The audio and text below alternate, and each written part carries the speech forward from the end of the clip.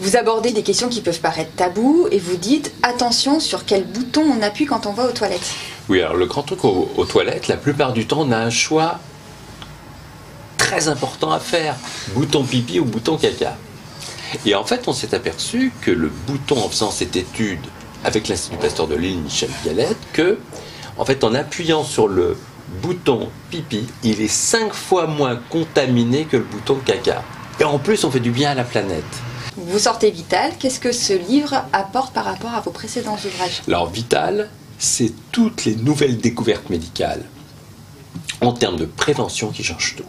L'hygiène, c'est formidable. C'est un bouclier pour passer au travers, gastro-entérite, des grippes, même des ulcères à l'estomac. C'est vraiment très utile parce qu'on va se protéger et baisser l'inflammation qui est la porte d'entrée de toutes les maladies. Alors on lit des choses un petit peu atypiques dans votre livre. Vous dites par exemple que le paillasson, c'est l'aéroport à microbes. Oui, alors il n'y a pas plus crasseux qu'un paillasson. Combien de personnes lavent leur paillasson? Personne. Alors on a fait une étude avec ma collègue, le professeur Michel Pialet de l'Institut Pasteur de Lille, et on a découvert que le paillasson est 75% plus contaminé que de passer à côté. Donc si vous ne voulez pas vous salir les chaussures, passez à côté du paillasson, parce qu'il n'y a pas plus crasseux qu'un paillasson. Et puis, bon réflexe, quand vous rentrez à la maison, enlevez vos chaussures. Faites comme au Japon. Chez vous, ce sera tout propre et vous ferez du bien à votre santé. Il faut aussi se nettoyer les ongles, vous dites dans votre livre. Se laver les mains, c'est important. On en parle beaucoup parce que c'est l'époque des gastro-entérites, de la grippe, mais ça ne suffit pas du tout. En fait, le sujet, c'est la ménagerie qu'on a sous les ongles. En fait, sous les ongles, c'est formidable. Il y a du temps, de l'humidité, et pour les germes, c'est le paradis pour se reproduire.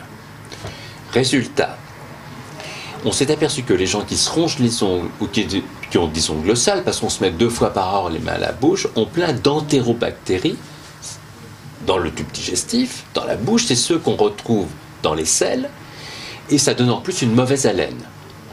Donc, si on veut faire propre, eh ben, on se brosse les ongles. On peut prendre une brosse à dents dure pour se brosser les ongles, au moins le soir avant de se coucher.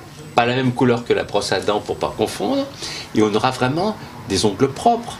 Surtout quand les ongles sont maquillés, ça cache en fait cette crasse. Et on peut s'auto-contaminer en mettant les doigts à la bouche, même en changeant une serviette hygiénique.